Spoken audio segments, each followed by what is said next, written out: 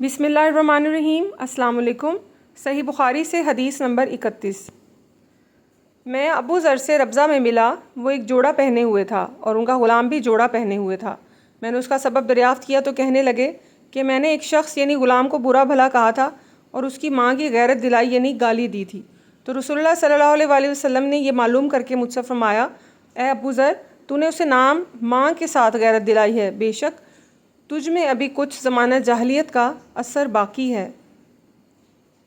یاد رکھو، ماتحت لوگ تمہارے بھائی ہیں، اللہ نے اپنی کسی مصلحت کی بنا پر انہیں تمہارے قبضے میں دے رکھا ہے، تو جس کے ماتحت اس کا کوئی بھائی ہو تو اس کو بھی وہی کھلائے جو آپ کھاتا ہے، اور وہی کپڑا اسے پہنائے جو آپ پہنتا ہے، اور ان کو اتنے کام کی تکلیف نہ دو کہ ان کے لیے مشکل ہو جائے، اور اگر کوئی سخت کام ڈالو تو تم خود بھی ان کی مدد کرو۔ صحیح بخاری سے حدیث نمبر 32۔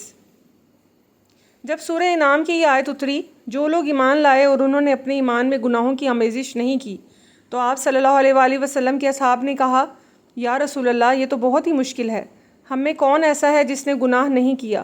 تب اللہ پاک نے سورہ لقمان کی یہ آیت اتاری کہ بے شک شرک بڑا ظلم ہے۔ صحیح بخاری سے حدیث نمبر 33۔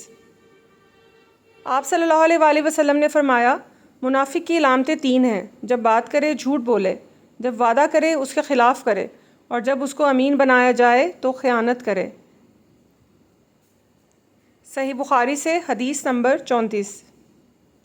رسول اللہ صلی اللہ علیہ وآلہ وسلم نے فرمایا کہ 4 عادتیں جب کسی میں ہوں تو وہ خالص منافق ہے، اور جس کسی میں ان چاروں میں سے ایک عادت ہو تو وہ بھی نفاق ہی ہے جب تک وہ اسے چھوڑ نہ دے۔ وہ یہ ہیں کہ جب اسے امین بنایا جائے تو امانت میں خیانت کرے، اور بات کرتے وقت جھوٹ بولے، اور جب کسی سے عہد کرے تو اسے پورا نہ کرے، اور جب کسی سے لڑے تو گالیوں پر اتر آئے۔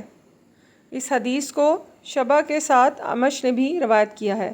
صحیح بخاری کی حدیث نمبر 35۔